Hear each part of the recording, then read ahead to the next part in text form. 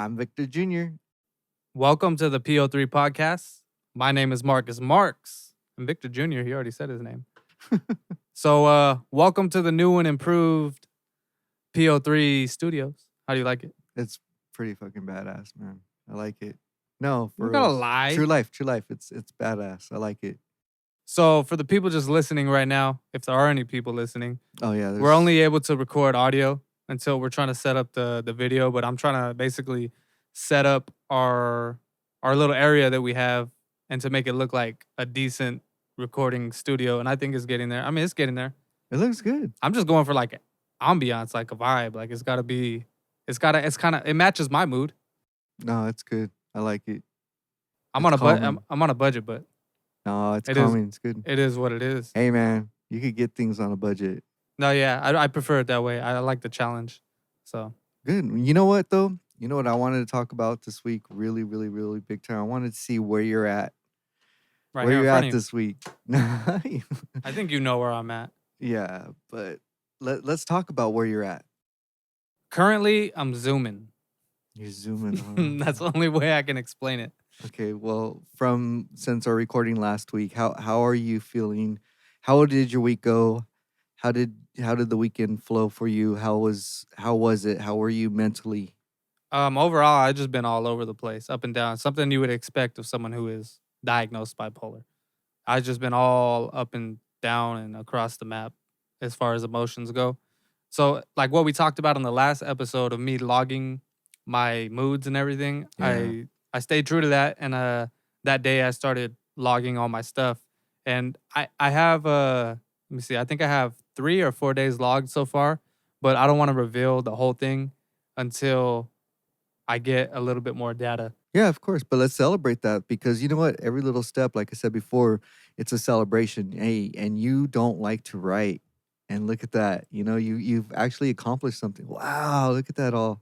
Damn. So- No, good job, man. See, I'm so fucking proud of you right now. September 18th to what is today? September 22nd, right?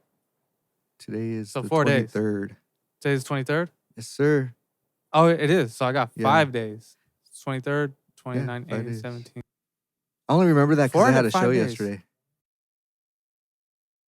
18, 9, 20, 21, 22, 23. 5 days already? Yeah, Should I just read it? it's up to you. If do you feel it's right time right now? If not, then I just let's kind of wait. wanted to save it. And Save it. But How about you just 5 read one days- part? 5 days is good. I can read the whole thing and then continue on and do it. Read one part. That's cool. Let's throw just one little part out there. Let's see how it is. Well, let me pick a day where there was actually some like fluctuations because let me see, what day was I baseline? There was a day though where I was baseline. I didn't really feel anything. I just You felt just- I felt normal, more or less. Like nothing was really going on. What is normal? September 21st. I'll just start there. 11:36 a.m. Feeling pretty good. 1:27 p.m. High energy, talkative, spending money, calling everyone. 2:00 p.m. A little paranoid. 2:07 p.m. Aggressive. 2:38 p.m. Indecisive, coming down a little bit. 3 p.m. A little depressed and negative. 3:42 p.m. A little paranoid. Peter's gonna jump out of his chair. Answered the door with gun, but no one was at door. 4:49 p.m. A little scatterbrain and a good amount of energy. 6:45 p.m. Annoyed and irritated. 7:30 p.m. More or less baseline. 7:40 p.m. Low energy and some depression. 8:08 p.m. Annoyed and unmotivated. 9:22 p.m. More or less baseline. And then that was September. That was for that day. The next was September 22nd. That was just one day though. Yeah. So So when you're feeling that depression, what do you realize at that time? Can you take me back to that time? Tell me what you were thinking around that time that you're starting to feel depressed. What was it that was on your mind the most at that certain period of time? I don't know if there were, I don't think there was anything that triggered it specifically. I'm sitting here on my computer like I would be now, pondering what I want to eat or just something along those lines that you would think normally during the day. And then I can slowly start feeling it based on the tasks that I'm supposed to be doing. Like, for example, like say I'm setting up our YouTube and stuff. When I know that I'm supposed to be doing something and then I should be uploading or putting together logos or something like that, like normally I can just sit down and do it. But the thought of that made me irritated, and I could tell I felt really reluctant and hesitant to start doing those tiny little tasks, and that's when I can tell that it's coming on, and that's why I say that there's a little bit of depression, and then sure enough, like an hour or 30 minutes later, it's like full on depression. Were you thinking ahead at that? Were you thinking of that task, but were you thinking about that you had to do it, what you had to do, what you're going to do? Was that what you were Nah, thinking a lot of, or you're just like, okay, this is what I have to do, but then you started feeling that depression come on? yeah, it's just because usually I'll just do it step by step. I don't really think into the future of like, oh, I got to do this and I got to do that. It's usually just like once I get one thing going, it'll just kind of just the ball will start rolling from there. But it wasn't like that. It was just as soon as I started doing the task, I could feel myself wanting to just get off the computer and just kind of lean back and not do too much of anything. And then sure enough, it just kind of gradually increased, and then I ended up on the couch doing nothing. See, and this is how mental illness affects people differently. Like myself, when I start to feel a little bit of overwhelm and depression, I get really, really sad to where I really want to just cry. Usually I'll just jump in the shower and just try to wash it off. But I continue to get more creative and try to offset my mind a certain way, try to do other stuff that is going to keep my mind more occupied and off of the reasons why I'm feeling depressed. And there's a variety of reasons why I could actually feel depression coming on, whether it's an argument with my significant other, whether it's knowing that bills are coming up, whether So would you say that it's circumstantial depression or overall out of the blue depression? no, a lot of it's out of the blue because I could pretty much control my happiness. I for the most part, as you know, I'm pretty, pretty hyper, fun-loving High type, energy. high energy, fun-loving type of person. But even though I'm on depression, antidepressants, I still, and I'm on a high dose too, I still get those spouts of depression that come through. And I just feel like just going into the bedroom, shutting off all the lights, closing the door, and just laying there and just going to sleep. I just want to sleep and rest and just breathe in for myself. But at this point in my life, I know I have too much shit to do, you know? Do you think the medicine is somewhat amplifying the depression, or is it for sure dampening the depression? No, for sure, dampening depression because I was off the hook before I started taking that medication, man. Um, So, and that depression medication is the venlafaxine. how bad would your depression get? Oh, dude, A mild case suicidal. for you. Mild case for me on my depression would be just wanting just to cry and just feeling that pressure, that heaviness of emotion on my chest, where you just want to feel like crying and just the world's fucked up and my life is fucked up and there's nowhere for me to go or turn. Like hopelessness, Hopelessness, for sure. yeah. For Yeah. me, it's Lack. for me, it's Lack. yeah, black, like No, 100%. lack. Oh, my Like, black, like the color. Like if I had to think oh of yeah, any that way to too. describe it in a Yeah. color, it would be That's black. why I Everything's like black and the gray. dark room. Yeah, but for me, it's similar. When I do get to full on blown depression, some days it's worse than others. But there's been yeah, plenty of times I'm feeling suicidal. I wouldn't act on it. That's just not in my personality. I mean, but I can. I mean, there's definitely been times where it's been very tempting. Other times when it's a little more mild, it's more like I just I just want to lay there and I don't want to talk to anybody. Everything is just really gray and cloudy and nothing makes sense. I don't I it's hard to understand sometimes because it is uncircumstantial. So I'm trying to figure out why when then Hmm. I have to remind myself that it's just a chemical imbalance. It's Yeah. something that I can't control. And that's the thing too, it's hard for us ourselves to even understand what brings it on or how it brings it on. Of course, there's circumstantial, like you said, but then there's other times to where it just creeps in there and it just weighs in on us. It's like a darkness that just flows into our body or something. And we don't understand it just as much as other people who don't deal with it or recognize it don't understand it within themselves or others. And that's the thing. That's the reason why we're here talking about it, is because society needs to wake up to depression. You don't know who has it, who's carrying it, or who's going to develop it. I mean, there's been so many times where it's affected me so negatively, like or to the point where it's affecting other people now that aren't even involved, and if they happen to be in the way of the storm, They were in the right place at the right time, and they kind of just caught the crossfire from it. Like, for example, I remember a couple weeks ago we went to Hobby Lobby, and I was already in a state of Stay away paranoia. from there. I know, I'm sorry, but I was just it's home decor. But I'm trying to explain my story. You threw me off. So I was already in a state of paranoia, and I was already feeling like amped up, I guess, and my mind was all over the place.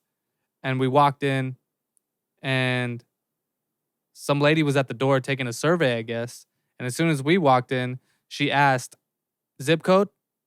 And I turned around and I was like, "Huh?" She's all, "Zip code." I was like, "For what?" In that tone. "For what?"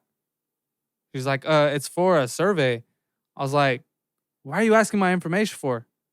Like, I was really like getting aggressive, and I was Irritated. like I was already irritated. But the first thing that my mind went to was, well, why are you profiling me? Like, how come when I walk in here, you're asking for my personal information? I was like, why are you asking my personal information? Why am I gonna give you my zip code if you don't? If I have no idea what it's for? What is it for?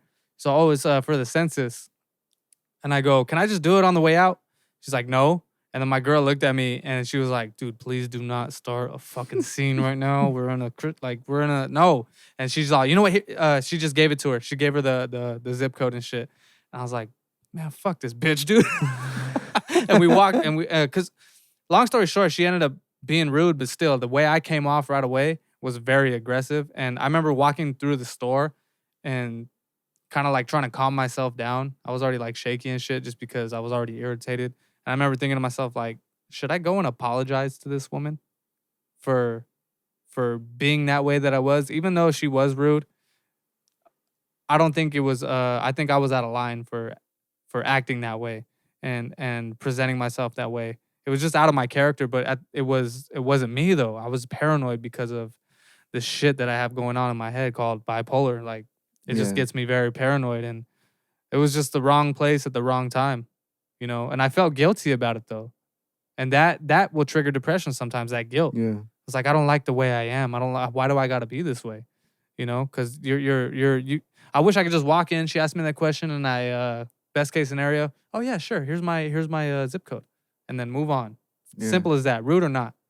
If she was rude. Like it could be just that simple. Because regardless of what we're going through, any mental illness or whatever, it doesn't give us the right to treat people differently. But it just happens. And when it does happen, and like you said, you felt like going to apologize, it's even hard to do that, because then you have other emotions at play like ego and all that other stuff. Well, I try to temper my ego down and be like, look, just let go of your ego and go apologize. But when we were standing in line to pay for our stuff, she was still at the door and I saw how she was approaching people and I wasn't the only one who was looking at her funny. I saw other people like, huh? Like she sounded like a cop when she was asking that question. So I was like, never mind. I'm not gonna apologize. Like you need to just check the way you're greeting your customers, you know? Like I'm the last one to like talk about customer service because I've been fired for being horrible at customer service. But this lady, yeah, I mean, I still felt bad though. You know, I felt bad regardless of the way that she approached me and how I took the situation on. Just little things like that. That's just the tip of the iceberg. There are so many incidences where people have been in the crossfire of my depression or my manic and just kind of like, what the fuck was that about, you know? Well, and you're showing also, like, just right here from what you're telling me, you're just showing the other emotions that follow that, because it's not just bipolar that you're dealing with, it's what follows that from your actions, the depression, the guilt, the sorrow, so it's one after another, and that's what people really need to understand. And it's awesome that we could share these stories. Well, that's why I'm going back to logging my moods because even when I was reading that to you, I was getting a little nervous and shaky. Like it was kind of hard for me to read it because of how embarrassing it is. But I shouldn't be embarrassed. Have you do you have any like personal stories to share like on your own of maybe where somebody caught the crossfire of your moods that you were in? Oh yeah, Like I gotta hear. I lots. know you got probably have a lot of crazy Oh, stories, hell man. of stories. I think I remember telling you the one last year. Remember where I was telling Peter off a little bit, and I No. felt all bad and guilty. I think we talked about it on like episode 2 Yeah, or something like yeah, that. something like that. And then there's been plenty of other times to where when I was driving as rideshare driver before the pandemic, and people would just piss me off if I was in a bad mood because I was feeling depressed or whatever it was. I remember one time I had this lady that she was like, "Oh no, can you go a little bit further? I don't want to stop in front of my house." I said, "No, this is the address, so you need to get out here." And But you then you I just felt snapped, bad. right? Yeah, I snapped, but then after I was like, "Damn," and then I was like, "Damn, that was wrong. She's gonna give me a badass review." She never. I don't think she gave me a review because I still had 5 stars, but I was just, it was wrong. And I wanted to drive back around and just go and apologize, but then I was just like, no, I don't know. It just happened. And What and I knew it was something that I had to deal with within myself. And it wasn't really her fault that I was feeling that way. It was something within myself that I was, okay, why am I feeling like this?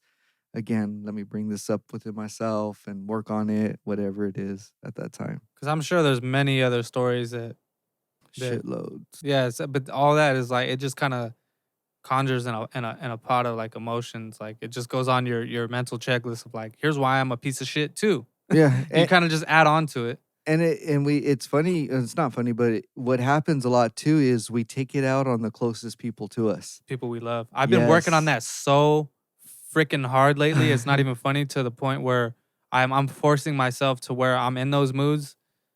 I cannot I won't allow myself to take it out on my fiance, because she's the only one who's going to care for me the way she cares for me and fully understands me, because she's the one who lives with me on a day-to-day basis. And at the end of the day, she's the only one that's going to be on my team. Not to say you guys aren't, but No, but for real, yeah, she's my number and one she's still teammate. here. She's And still here with you she's through all still that here. bullshit. Well, your emotional bullshit is what I'm saying. No, it is bullshit, and it's a lot to deal with, and that's not easy for anybody in a relationship to have to hold on to. That just goes to prove how much stronger that she is Yeah. than me, and And it's those times where we have to think like, what am I doing that's hurting? Because it hurts, when it happens to me. she hates seeing me like that, dude. It kills her. She get it, to the point where now it's affecting her.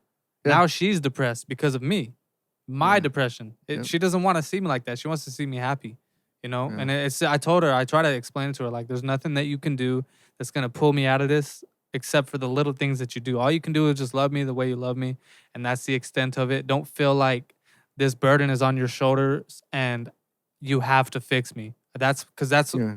the healing starts from within. That's something that you got to Yeah. take on yourself, and Dig you have deep. to want to get. Yeah, you got to dig deep. That's something that you have to want to change, just like an Yeah. alcoholic or a drug addict or anybody like that.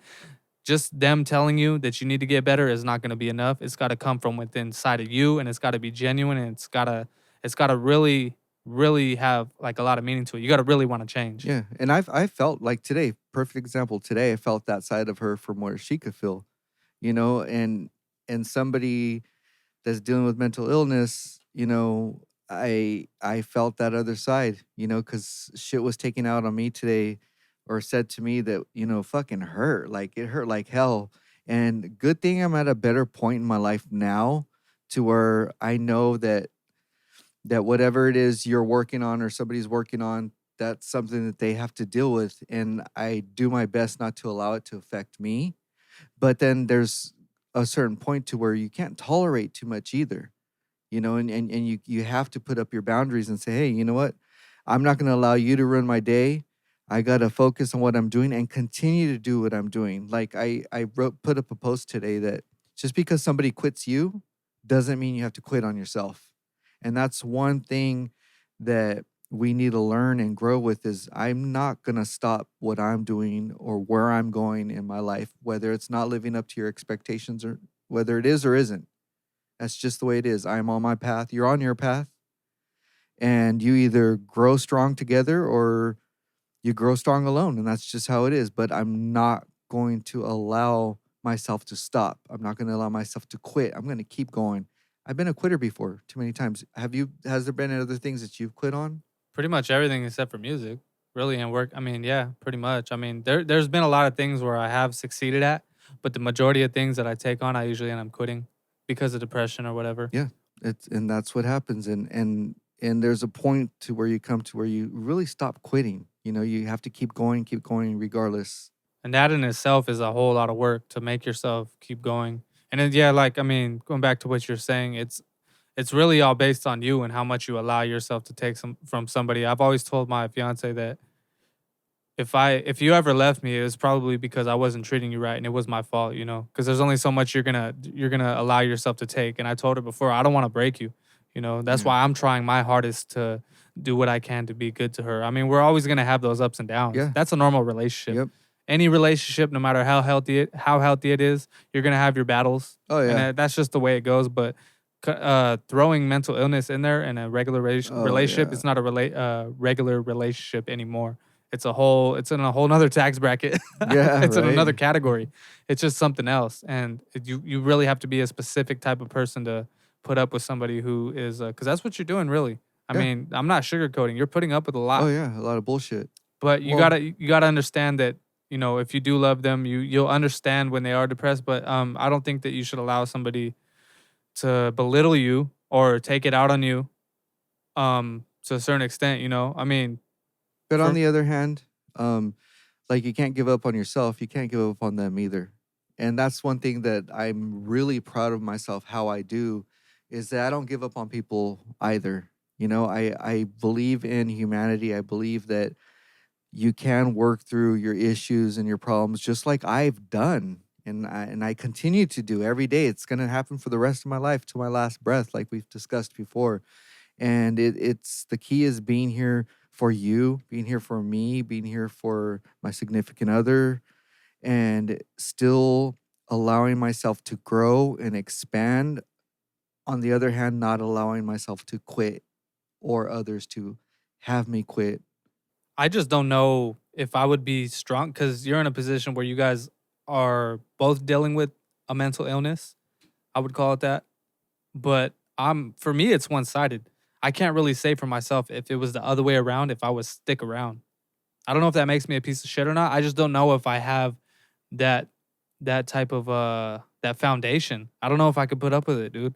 I really don't because I know what I'm going through, and I often wonder like how am I still in a relationship sometimes. And I mean I got to give myself credit where it's due. I do try hard and I do really good. I think I'm a good partner, but aside all that, all the BS that it comes with, I think it would be really really hard to if I was dealing with it on the other end to stay in that relationship because whether you like it or not, that person does have a choice.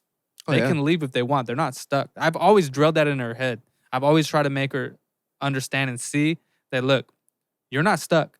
I Hmm. understand if you can't deal with this. And I'm That's not right. forcing you to be here. I love you.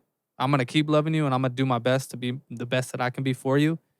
And as long as I do that, um, and treat you right, you know, you still have a choice, you know. Oh You don't yeah. have to be here. But I'm gonna regardless do my best. And I think that's the key is us knowing or anyone knowing that they have the choice. They have the right to get up and go whenever they want. I don't think so though, Or because I think maybe some people feel trapped. They feel some like people they feel do. bad for a person, so they start enabling them.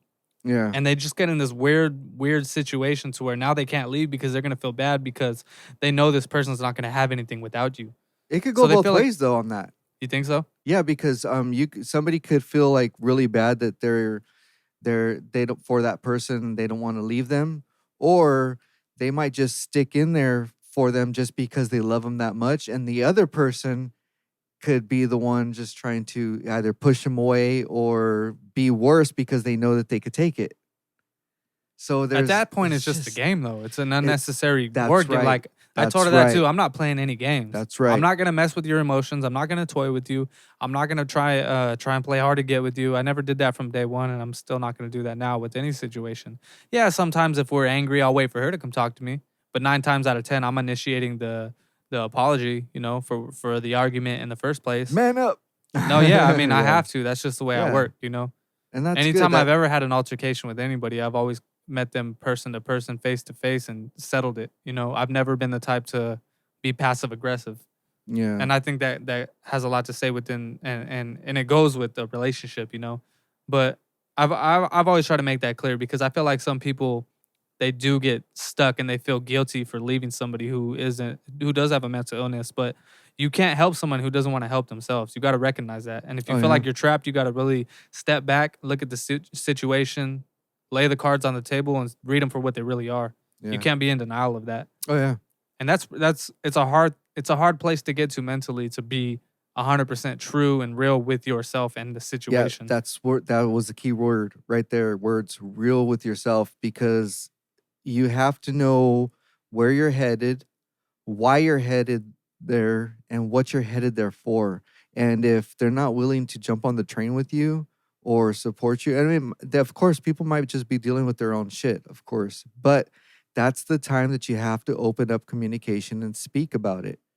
Things gonna happen. Life's gonna happen. You're gonna be poor one day, rich another day. Life is like a fucking roller coaster, and it's always gonna keep going. It's never gonna stop. You're gonna always get those life cards that come at you, whether you like it or not. That's how life goes. And everybody suffers from some type of a life card. They might not everybody will suffer from mental health issues, but everybody will have a life card thrown at them no matter what or when. Yeah, because no matter who it is, I'm pretty sure if you ask them on a daily basis, half the people that you're passing by in the hallways or wherever you're at probably have some type of story to tell that's deep, just as deep as yours, or if not deeper. Yeah. You don't know what people are going through. A lot of people, the way they deal with it is they don't speak about it and they keep it in. Yep. That's why you hear about these suicides, because people bottle it up for the longest. Yeah. Some people just wear their heart on their sleeves, like me. I try to. I always thought that I wasn't the person who would wear their heart on their sleeve, because I try to remain stoic and not show my emotions like we discussed the other day. Yeah. But now I'm trying to be the opposite. I don't think there's anything wrong with wearing your heart on your sleeve. I think showing your emotions is good, and to a certain extent, though. Yeah, To a of point where it's course. not aggressive and you're not harming anybody Yeah. else and they're not catching the crossfire. Like if you feel aggressive inside, maybe you should keep that to yourself. But if you feel like you're in a vulnerable state, I don't feel like you should hesitate to show that to whoever's around you. Be unapologetic about who Yeah. you are. Vulnerability. And I think that it goes back and forth with that. There's different situations or scenarios that could play into that. Like somebody might, of course, be strong enough to wear their heart on their sleeves, or they might just, be too embarrassed to speak out, or they might just be afraid to say something because they're going to deter the other person. They're going to, so there's so many different things, and it's just fucked up, especially the stigma of it all. It's just, it makes it hard for people to speak up and speak out. It makes it hard in the workplace, with family, in a relationship. It just makes it really hard. Yeah, for me especially, or for anybody else, but especially like in my situations, the reasons I never was able to hold down jobs to a certain point in my life was because of this. I couldn't hold down a job anymore. I was tired of having to feel like I gotta hide my emotions, because that's all I was doing during the day. I was just trying to refrain from getting into an altercation, with somebody, or telling my boss off. I got off of my bosses so many times, man, just very unhealthy. And that type of person doesn't belong in the work field until he fixes himself, Yeah. you know? And that's why I wanted to get on disability, get on my medication, trying to get my life right. I told myself I never would get in a relationship after my last relationship until I fixed myself, but I didn't understand the extent of the damage. I told I myself would have I been wasn't single gonna drink forever. again after my last drinking session. Have you been drinking or no? Yeah, every now and then I'll I had some beer on Sunday, and then I had some beer yesterday because I did my show, the Tacos Promote and it. Go Beer. ahead. Oh, Tacos and Beer with Victor Jr. I just did that show just to where I'm cooking tacos and giving the recipe out, and then showing them how to create, or show them how to make the tacos, and having some beers, and just talking about life and my system, and how to dig deep, and how to overcome those fears, how to overcome the deep rooted beliefs that are rooted into us when we're children, and how to overcome those blocks and tear down those walls of blocks that we have, and really push yourself forward so that you can achieve your goals and live your dreams. So that's what Tacos and Beer with Victor Jr. is about. And it was cool. It was my first show yesterday. I liked it. It went really, really well. And my key goal there is just to talk. There's food for thought and thought for food.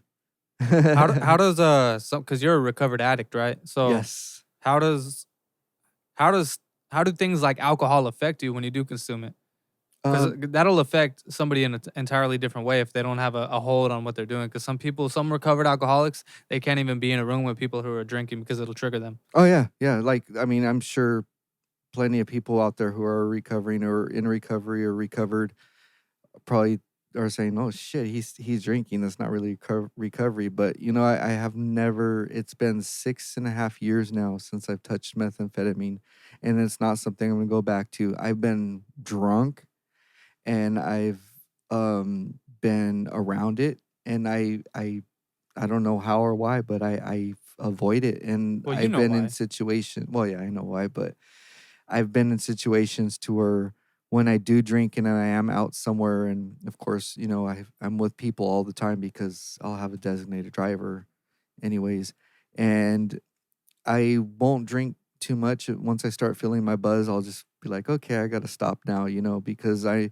still like to be aware of my surroundings and who I'm around. There's been plenty of places where they've had it laid out on the table, and I just said, hey, I'm done partying. I got to go. But you as a responsible, recovered addict, you have to remove yourself or from those situations. And Oh, first yeah. and foremost, don't put yourself in those situations. Yeah. You shouldn't be around those types of people anyway. Because Yep. if I was, somebody who was addicted to something, I mean, Oh, I wouldn't be here if you were addicted to meth or anything like that. I mean, I no, choose. 100%. I But mean, if I knew about it, of course, there's some people that you don't know, and then boom. because I have plenty of friends like on the regular. My friends growing up were always doing coke and LSD and shrooms and all that good stuff, dude. Like alcohol, marijuana, like anything that they were consuming drugs on a daily basis and on a weekly. Dude, I like every other weekend. It was just the norm to me. I remember me and my fiance went to somebody's birthday party at one of my buddy's house, and we were in the room just hanging out. I was having a couple beers. She was sober, and they were just doing rails, man, on the table. And she was so uncomfortable, but I was so used to it. I didn't even consider her feelings, and I didn't recognize that she was uncomfortable until we left the party. She told me when we got into the car, she was like, "I didn't like that." She's like, "I really oh don't. I yeah, don't want to come back here because I don't enjoy good for being her. around drugs." I was like, I was at a loss of words because I didn't know what to say because all I had. I mean, the only really thing that I was able to say was I was used to that situation because I had been around it my whole life. Yeah. I grew up with alcoholics and drug addicts in my family. Dude, I've kicked people out of my ride share because I heard a lighter one time, and I was like, "What the fuck is that?" I look back, this guy has a spoon out, and he's trying. I'm like, "Dude, don't be doing that shit." He goes, "Oh, I'm not doing that thing. I'm just playing with my lighter." I'm like, "No, hell no!" I pulled You're over not stupid. right off the freeway, dude. I stopped. He's like, "You have to take me all the way to my destination." Fuck that. No, I don't. You It's my get your ass car, out of my motherfucker. It's car my right car. now. Hell no. Because I mean, He's putting you on blast now because if you get pulled over, you're fucked. You're the yeah, driver. and not only that, but what if I had an accident and there was a rollover and he sticks me with the needle? I mean, there's so many things that could happen. I mean, I No, know I that's mean even worse. extreme. If I you know get in that's an accident extreme. and they see coke in the car, who are they gonna blame? The driver, and now you're Yeah, I fucking know, locked up right? for No, fuck that. however long. Yeah, I picked up people out of bars, and they've had it, and they're like, "Hey, you want to come party? Let's get." Nah, man. I don't do that. I'm sober and clean. I am not afraid to say that I'm sober and clean from that. You know. There have been plenty of times where I was actually tempted to try coke because it had been so readily No, available to me and done in front of me. Like my friends try to get me to do it a lot of times, no. and every time I said no, there was one time where I almost did it, and I just went back to I had to look deep inside myself in that situation and really analyze who I was as a person and knowing myself. I know that I have an addictive personality, and I get addicted to like things I very know you have a easy. dick too, I have a dick. but No, but like Red Bull, like I'll get addicted to that. I love stimulants like coffee. I'll drink a whole pot to yeah, myself. And just understanding that, I had to say no because God forbid I enjoyed it.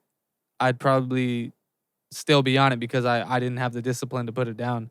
But the reason I never tried drugs or anything like that was because of the incident I had when I was 13. It scared me off of everything. I was afraid to alter my brain chemistry because of that. Because I knew what it was like to have a quote unquote bad trip, yeah, but it was for me it was more than that. It was like a spiritual type of event that changed me forever. yeah. And I wouldn't doubt that that's why I am today or how I am today. And that just goes to show the difference of people and everybody. Everybody has, like, you could be addicted to meth or coke, and you could be addicted to weed. You could be an alcoholic. I was addicted to meth. That was my drug of choice. I stopped, and I know that there's a lot of people out there who stopped doing that, but then they stopped doing everything. That's okay for them. I mean, that's great. You know, I didn't, and I'm not ashamed to say, I know I still drink every now and then. I still have a beer if You I want a shouldn't. beer. I'm not, I don't care. It's what I'm choosing to do. But I'm proud like a motherfucker that I don't use meth. And it's been 6 years. And I don't know if you could see, like every time we talk about that, I just feel so giggly inside myself. Well, because you know how hard it was to overcome that, so you got to give yourself credit for overcoming that. Not Oh, a lot of hell people yeah, I can, do. dude. It's the same thing. It's the same premise as like losing weight or something like that. Somebody who's morbidly obese, like you would understand how hard it is to drop that much weight, and have the discipline to not go to the cookie jar. It's the same thing with that. Like That's anybody should hard shit. anybody for doing a complete 180 should be proud of themselves for no matter what it is. Yeah. It's a task because And it doesn't have to be everything, it doesn't. you know? But as long Doesn't as have to be you're everything. consistent in whatever you do, you can get to your goals. Yeah. But you have to have the because that's what it takes to Discipline, to yeah. recover. It's nothing but discipline, right? Yeah. And understanding your behaviors affecting the people around you, and I more or can't less stop yourself. Food. I love food, dude. I'm We in that. bought- I'm in that current battle right We now. got the pumpkin pie from Costco. Oh. I was explaining why I never did coke or whatever because of the incident I had. I don't know if I've ever explained it to you. He asked me what happened. Do you even know like what happened like No. when I was younger? I've told you guys before.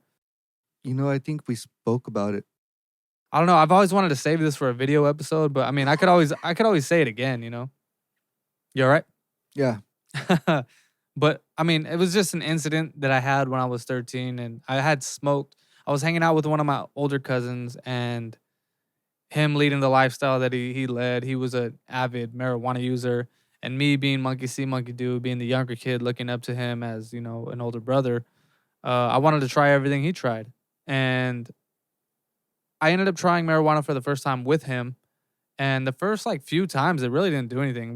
I did it out of a pipe, right? Loaded the bowl up at my grandma's house, upstairs in the room, music blasting and shit. You feel like you're about to enter. You got another notch on your belt. Yeah. Like you're not a little kid anymore. But when you're a little kid, that's all you want to do is be older. Be older. And be like a cooler. grown. You want to be cool. You want to be accepted and stuff. And that was for sure where my mind was at. And I was willing to try anything at that point. Like I was pretty reckless. I was a very confident kid, and I didn't really think too much about the consequences of things when I would do them. So, of course, the same mentality applied to drugs. So the opportunity was given, and he was always bugging me to try it. Like, come on, try it. Like, come on. Like, there's nothing wrong with it. Let's Yeah. just try it. Get high with me. So for sure I did one time. And the first time I smoked it, nothing happened. I was kind of pretending like I was high and shit, like, yeah, I'm hungry and this and that.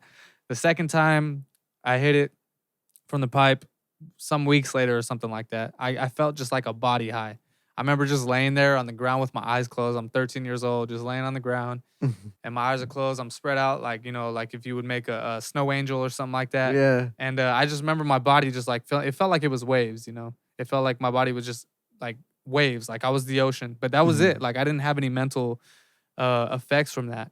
And you don't mind, right, telling the whole story? No, I don't care. I'll No, just- go for it. I'll- I'm listening. I'm all in. I'll dabble into, and I'll make it a long story short. And then when we get the cameras, No. I kind of want to give like the real theatrical gist. version of it. So that was like the second time. The third time, probably the same thing happened and didn't really hit me. The fourth time, I remember it was New Year's Eve. My mom dropped me off at my cousin's house. My aunt worked nights. She was a nurse, so she wasn't home. It was just me and my cousin. We were hanging out, and he had a bong, and I think he named it Ursula or something like that. He named his bong. That's like typical stoner, right? Name your bong, name your paraphernalia. And at that time, he was selling marijuana for like a living. That's what he did. And dude, he's only like a few years older than me. So like, Damn. like he was just way ahead of his time, Yeah. for a kid. And we were hanging out, of course. His mom leaves to work. A couple hours go by. We're on his balcony. He goes to smoke, and he passes me the bong. He's like, all right. But he takes out the resin of like the burnt tree, and he put in some green. He called it green. I want you to have a green hit. So he loaded it up, and by the time I got done clearing, I lit it up. He waited for the smoke to like fill the bong, right where it's all milky and cloudy and stuff. I took a hit, and I just started coughing like uncontrollably. He's like, "No, you gotta clear it." He had it covered with his hand. He's like, "You gotta clear it, bro. Like you have to clear it." So he lit it up again, let it get all filled up, and then I like I cleared that motherfucker, bro. That shit was done. You Like want to be it was cool. clear. I held. He made me hold it in too. He was like, you gotta hold it in. Oh, you got Like you fucked have to up hold it then. in. I held it in as long as I could, and next thing you know, I was just coughing for like 5 minutes straight. I was sitting there, and the next thing you know, I remember just looking at him, but it wasn't me anymore. Like I was completely on autopilot. I looked at him. I was like, man, I'm feeling good now. But that wasn't me. Like it was just like that. Those words flew out of my mouth uncontrollably. I had nothing to do with the form of that sentence and the way that it came out of my mouth. Like just complete autopilot. Hands me the bong again. He's like, here, clear this one too. Second time I clear the bong, cleared it, coughed for 5 minutes, and next thing you know, I'm gone. Like I'm spaced the fuck out. Keep in mind too, the weed is laced, but I didn't know Oh, that. shit. That's why the incident happened the way it happened.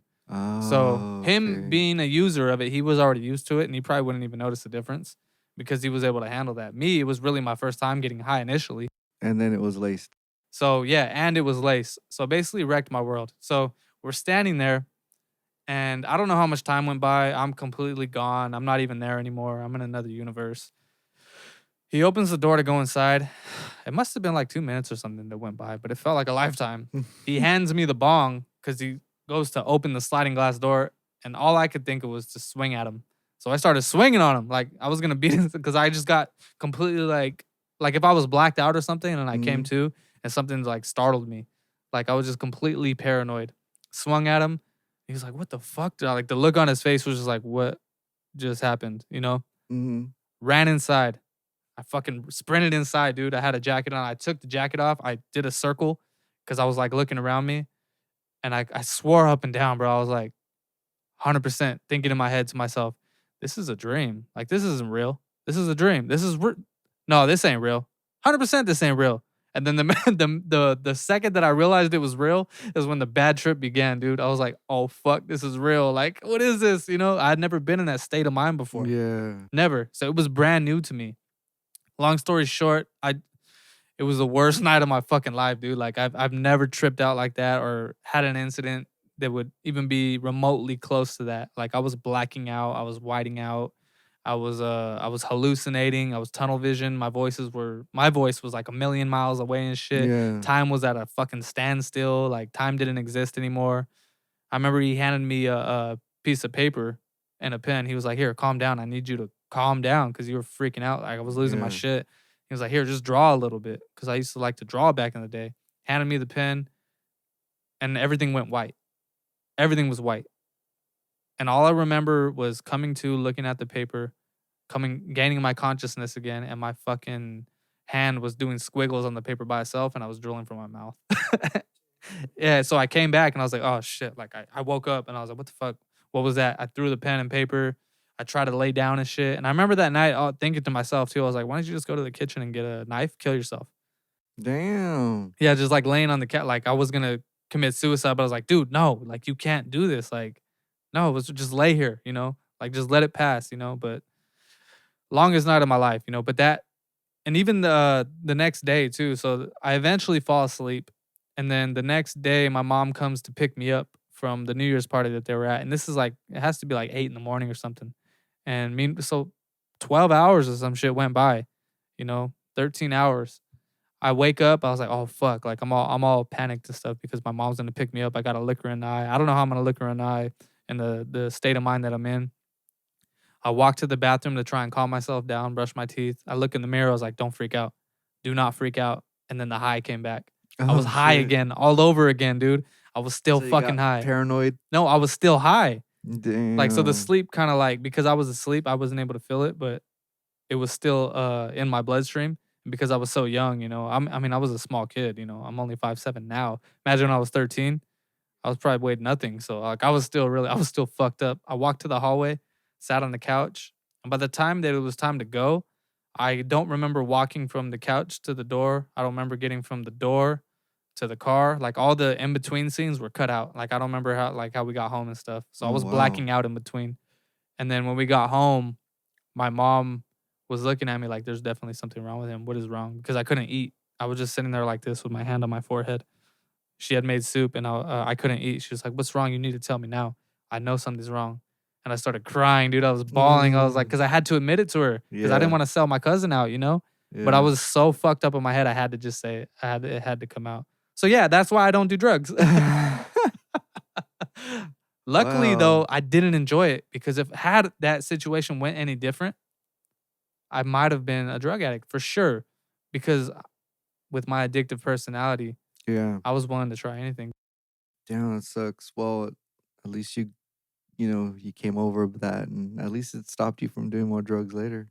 I mean, it took 2 years for me to actually become my normal self again. I dropped out of high school because of that incident because I was so whacked out of my head. I remember sitting down on the counter when my dad made dinner one day, and I was so freaked out, like I was losing my shit. My marbles weren't, where they belonged anymore. I lost my marbles. I remember Yeah. sitting there and I was like, Dad, I forgot how to eat. I don't know how to eat anymore. He was like, "Whoa, calm the fuck down. Like, what Whoa, the hell is wrong damn. with you?" I didn't know. I couldn't. I was like, "What do I do?" Like everyday functions and things that you would normally know how to do without even thinking, I forgot how to do. I wonder if that affects some people. Like, it must be something really, really rare. Well, you said it was laced too, though, right? Yeah, it was lace, but what happened was it blew my circuitry mentally, and my mind wasn't ready for Yeah. that. And what had happened was, long story short, was PTSD. It was a traumatic event for me. Yeah. So that completely in the most important developmental stages of my life were wrecked and tampered with, and I messed up my brain chemistry. And I don't know if I was already going to be bipolar and have OCD and stuff like that, but that definitely was a contributing factor Oh, to yeah, it. I'm sure. Yeah. Damn, that's crazy. So I mean, if if I don't know, I don't even want to say anything as far as like recommending like to try or not try drug. I say don't. I mean, Of look into course, yourself and yeah. wait till you're older. But I mean, you really got to know yourself before you dive into anything like that. Yeah, just don't even touch anything like that. I wouldn't. I would stay You away know? from it. I Don't. mean, as fucked up as it seems, I wouldn't take it. I wouldn't change it. I wouldn't go back and not do it because it made me who I am now. Yeah. Even though I suffer, I still wouldn't have it any other Well, what's way. done is done, What's done is and done. I've so you accepted have it. to, yeah, that's right. You have to accept it and move on and grow from that. Like I said before, you use it or lose it. So you're using it now as a stepping stone, that experience itself. I You didn't mean could to go off on that. No, no, that's good. No, you need to release that and talk about that because that story is going to help others. It's going to help people who are in that beginning stage of thinking of trying something. And look what happened to you. You never know, especially with drugs. You never know where it's going to take you because ultimately drugs, including alcohol, alters your state of mind, Oh, and it could do it for the worse and really fuck you up for the rest of your life, I, like acid. I remember, well, I mean, I feel like it almost had whatever it was laced with was a psychedelic for sure, because I remember a week subsequent to that event, like I remember the moment it happened, the minute my thinking shifted.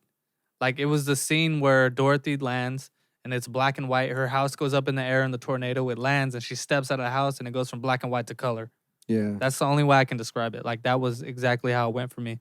Like I was no longer a normal linear thinking human being. Everything was abstract from that point on, and everything. I think that's a lot of the reason why I think the way I do and why I want to be creative. Because it comes from that. Like it just expanded my mind, dude. I don't think Yeah. different anymore. Something changed. And I don't know what it was, but I mean, it did affect me negatively. It's a give and take. I like that I'm creative, but also at the same time, I'm suffering Yeah, because of it. because drugs do change you. They change the person. They change your mental state. They alter. It's an Whether alteration of your mind. Yeah, whether or not it triggered my mental illness, it's still like, dude, this is a mental illness. It's something real, and now I have to be medicated for it, and it's not a joke. It's not to be fucked with. It's nothing that you should take Yeah. lightly. Mental illness. Oh no. Yeah. And it's medication that some of us we have to take for the rest of our life, and it's okay. But as long as we're staying medicated and keeping on that medication, because there's been times to where like I'm like, shit, did I take my medicine? I'm always really good at my medicine at night, and I know that I take it. But the medication that I take in the morning, which is the venlafaxine, the Effexor, that's for the antidepressant. It's a very high dose, but within 3 or 4 hours, I'll know if I took it or not because I'll start getting these brain zaps. Oh my God, What it's is that? horrible. I've had that described to me before, but I don't understand. That's what I'm afraid of too, because Peter told me when I start taking my medication that I might get brain zapped. Yeah. So when I started taking my venlafaxine, they started me off on a really low dose. Like, zzz. It's like if you feel your brain just like move real quick, like just shift to a certain side, and it's like, whoa. Is it hurt? No, it doesn't hurt. It's just like it's your brain itself. And sometimes it could cause you to feel like an upset stomach or something. And when you get that upset stomach, it's like shit. And it's so say you're walking, right? And then somebody smacks you on the side of your head, and so your whole head turns. Well, it feels like that, but it's only your brain that's doing that. For So a split everything, second? yeah, for a split second. So it's a brain. That's what they say. It's a brain zap. So that's the best way I could explain it. But there's so many other side effects that come with it, Oh especially being yeah. on a cocktail. You're not just on one thing. Oh no, I'm on hella shit, and that's why I'm so chunky now too. Honestly, dude, you're fucking brave for that. Anybody who takes medication, like, or anybody out there who took that step to take medication, applause. Because Thank I you, don't have thank the you. balls to. No, seriously, I don't have the balls to do it. I'm still. I mean, I know there's a reason why, and with the story I just gave you is why. Yeah. Directly why. Oh yeah, yeah. That's the reason I don't want to put more drug. That's what caused this whole thing was putting drugs into my system. Because it built a fear, a No, block. complete Yeah. fear. That was always my worst fear. Like growing up, like after that incident was, I remember being places and I didn't leave my drink with the water. I'm talking water or being at somebody's house having soda. I didn't leave here. I didn't leave my drink like open out in the open. I always had it have it. I always had to have it close to me because I was afraid that somebody was gonna spike my drink. It was that bad. Like that's how much it affected me. Are you good on time?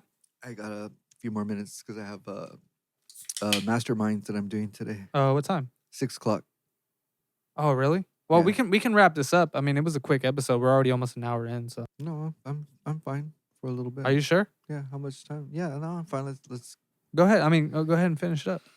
So Whatever. Is there anything you wanted to add to it? no, that's just I highly recommend anybody who's considering on taking any drugs or doing any drugs, if it's mind altering, don't do it. If it's medication that you completely need because of a mental illness, then I highly recommend that you at least speak to your physician or psychologist or whoever to try to get you on something. Because for myself, and only speaking for myself, I am in a much better place now that I don't hear the voices, and now that I'm not, I'm still dealing with schizophrenia. Sometimes I see things here and there, but it's not as bad as it was, and I feel like I'm more awake.